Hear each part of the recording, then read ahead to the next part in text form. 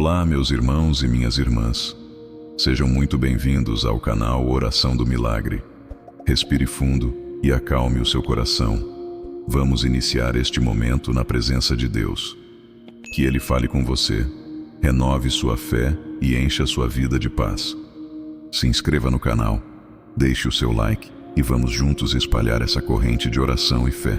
Você já se perguntou por quê, mesmo trabalhando, lutando e orando, parece que algumas pessoas prosperam financeiramente, enquanto a sua vida permanece em constante dificuldade? Talvez em algum momento você tenha olhado para a vida de alguém próximo e pensado que Deus parece abençoar mais aquela pessoa do que você. Talvez tenha observado amigos prosperando, construindo patrimônio, conquistando estabilidade, enquanto suas próprias finanças parecem presas em ciclos de escassez, dívidas ou incerteza. Esse tipo de pensamento muitas vezes nasce em silêncio dentro do coração. Ele não aparece em conversas públicas, nem nas fotos sorridentes das redes sociais, mas ele cresce lentamente na mente e na alma. A comparação financeira tem um poder profundo de gerar ansiedade. Ela cria a sensação de que estamos atrasados, de que estamos falhando, de que talvez Deus esteja conduzindo nossa vida de forma diferente da vida de outras pessoas. Alguns começam a se perguntar se fizeram escolhas erradas. Outros começam a sentir vergonha das próprias limitações. E há também aqueles que, sem perceber, passam a medir o valor da própria vida pelo nível de prosperidade material que conseguem alcançar. Mas existe uma verdade espiritual profunda que muitas pessoas ainda não compreenderam. Deus não conduz todas as histórias financeiras da mesma forma. O Senhor não escreve todos os caminhos com o mesmo ritmo, nem concede os mesmos processos para todos os seus filhos. Cada vida possui um propósito específico. Cada jornada possui uma formação espiritual própria. Cada história carrega lições que só podem ser aprendidas dentro daquele caminho. E hoje nós vamos entrar em uma história bíblica que revela exatamente isso.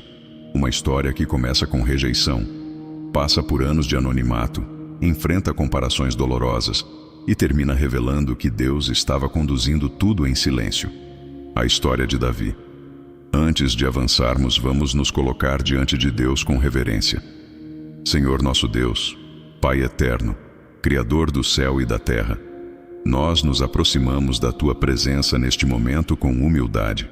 Tu conheces os pensamentos mais profundos do coração humano. Tu sabes das lutas que cada pessoa que está ouvindo esta mensagem carrega em silêncio. Muitos chegam até aqui com preocupações financeiras. Outros chegam com sentimentos de frustração, de comparação, de ansiedade sobre o futuro. Alguns talvez estejam lutando com dívidas, outros com medo de não conseguir sustentar sua família. Outros ainda com a sensação de que a prosperidade parece sempre distante. Nós te pedimos, Senhor, que a Tua palavra alcance cada coração neste momento. Que o Espírito Santo traga entendimento, consolo e direção. Que cada pessoa que ouvir esta mensagem seja tocada pela verdade da Tua presença. Para compreender profundamente o que Deus deseja nos ensinar sobre prosperidade, comparação e propósito, precisamos voltar milhares de anos no tempo. Estamos no período do antigo Israel, quando o povo ainda vivia sob o governo dos reis. O primeiro rei de Israel havia sido Saul. No início de seu reinado, Saul parecia ser a escolha perfeita aos olhos humanos. Ele era alto, forte, impressionante na aparência e tinha a admiração do povo. Mas, com o passar do tempo, algo começou a se deteriorar dentro do coração daquele rei. Saul começou a agir com desobediência diante de Deus. Em vez de confiar na orientação divina, ele passou a tomar decisões baseadas no medo e na própria vontade. Gradualmente, sua relação com Deus foi se enfraquecendo, até que chegou o momento em que o Senhor decidiu levantar um novo rei para Israel. Nesse ponto da história, surge um personagem fundamental, o profeta Samuel. Samuel era um homem profundamente respeitado em Israel.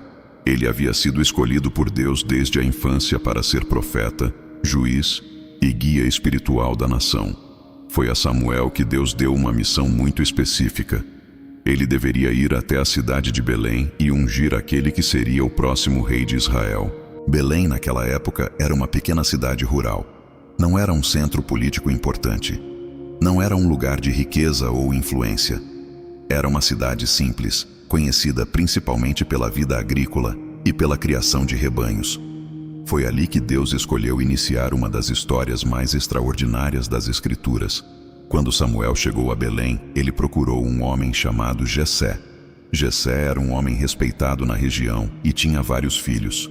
Quando soube que o profeta estava visitando sua casa, Jessé reuniu seus filhos para que Samuel pudesse vê-los. Naquela cultura, os filhos mais velhos sempre recebiam mais atenção. Eles eram vistos como os mais fortes, os mais preparados e os mais dignos de honra. Quando o primeiro filho de Jessé apareceu diante de Samuel, ele impressionava pela aparência. Seu nome era Eliabe. Samuel olhou para ele e pensou imediatamente que aquele poderia ser o escolhido de Deus. Mas então o Senhor falou algo profundamente revelador ao coração do profeta.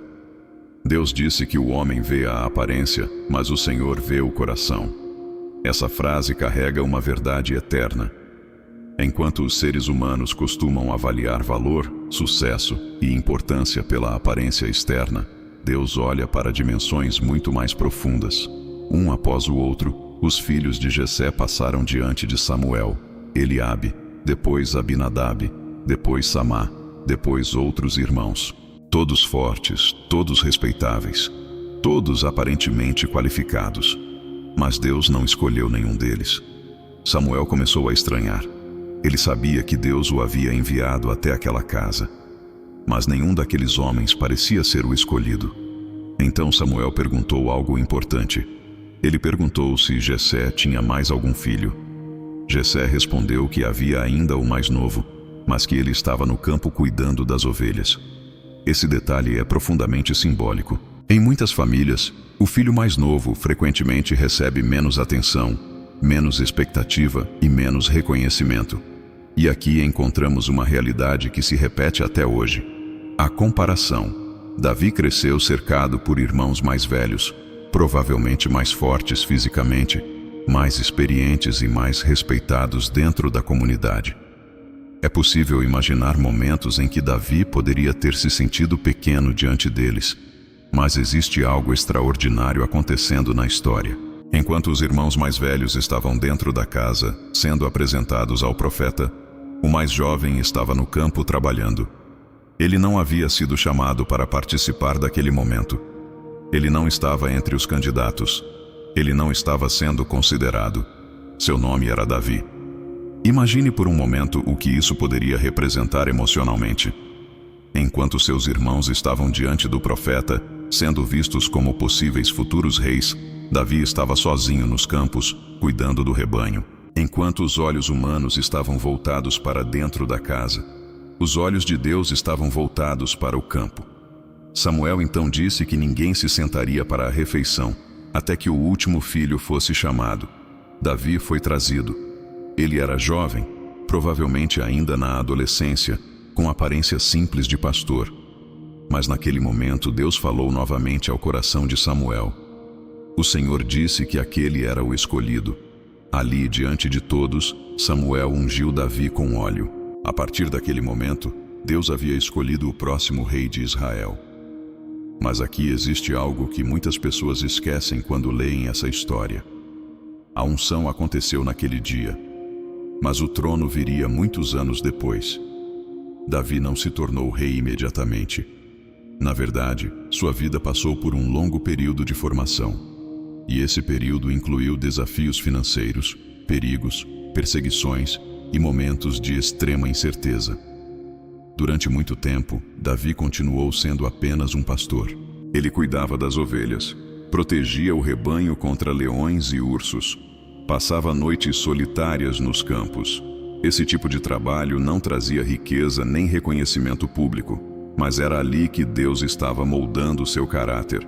Foi naquele ambiente simples que Davi desenvolveu uma intimidade profunda com Deus. Foi ali que ele escreveu muitos dos salmos que hoje continuam tocando milhões de pessoas ao redor do mundo. Enquanto muitos procuram prosperidade apenas em recursos materiais, Deus muitas vezes começa a construir prosperidade espiritual dentro do coração. Em determinado momento da história, Israel entrou em guerra contra os filisteus. Um gigante chamado Golias desafiava o exército de Israel diariamente. Ele era enorme, armado, experiente em batalha. Durante 40 dias, ninguém teve coragem de enfrentá-lo. Entre os soldados estavam os irmãos mais velhos de Davi. Eles eram guerreiros treinados, mas nenhum deles se levantou para enfrentar o gigante.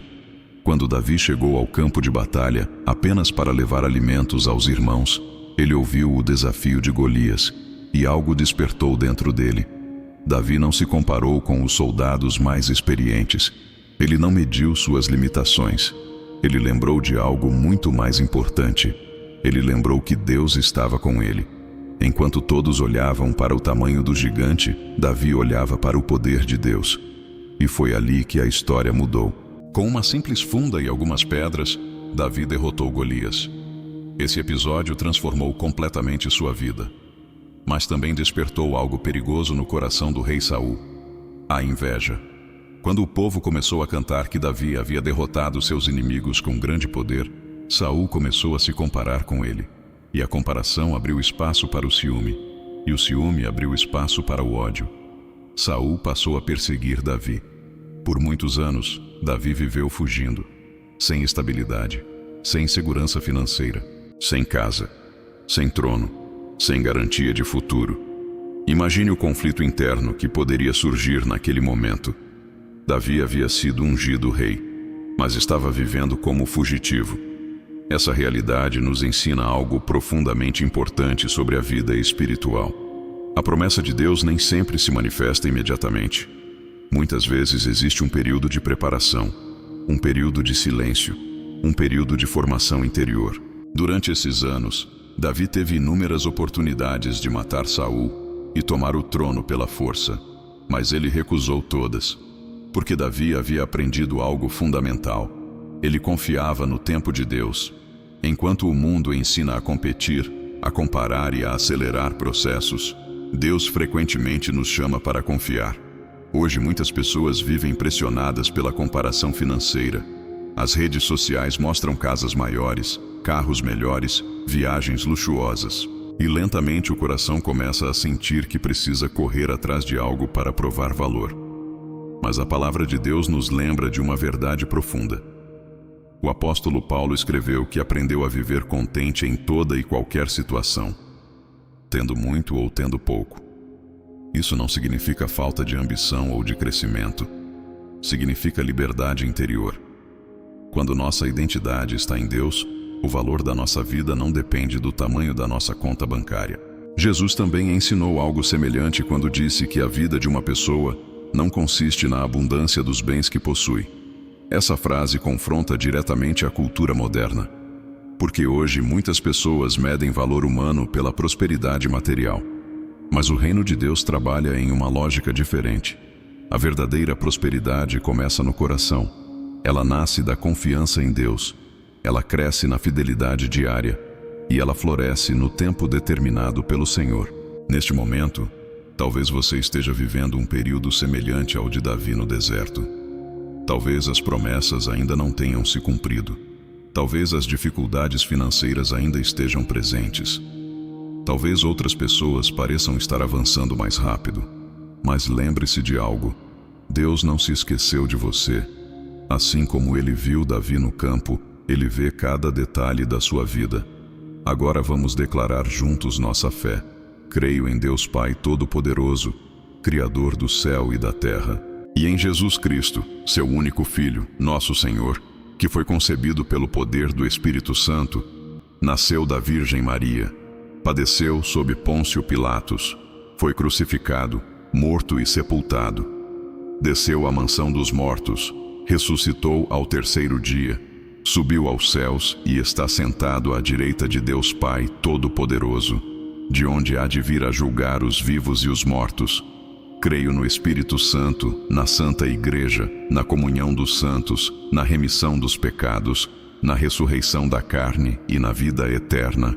Amém. Pai nosso que estais no céu, santificado seja o vosso nome. Venha a nós o vosso reino. Seja feita a vossa vontade, assim na terra como no céu. O pão nosso de cada dia nos dai hoje. Perdoai as nossas ofensas, assim como nós perdoamos a quem nos tem ofendido. E não nos deixeis cair em tentação, mas livrai-nos do mal. Amém. Ave Maria, cheia de graça, o Senhor é convosco. Bendita sois vós entre as mulheres e bendito é o fruto do vosso ventre, Jesus. Santa Maria, Mãe de Deus, rogai por nós pecadores, agora e na hora de nossa morte. Amém. Que esta oração fortaleça seu coração nesta noite. Deus continua conduzindo sua história. Ele conhece suas lutas financeiras. Ele vê seus esforços. Ele entende seus medos. E Ele continua trabalhando, mesmo quando você não consegue perceber. Se esta mensagem falou ao seu coração, permaneça conosco nesta caminhada espiritual. Inscreva-se no canal para continuar recebendo reflexões profundas da Palavra de Deus. Compartilhe este vídeo com alguém que precisa ouvir esta mensagem. E volte amanhã para mais um momento de oração, fé e encontro com as verdades que transformam a vida.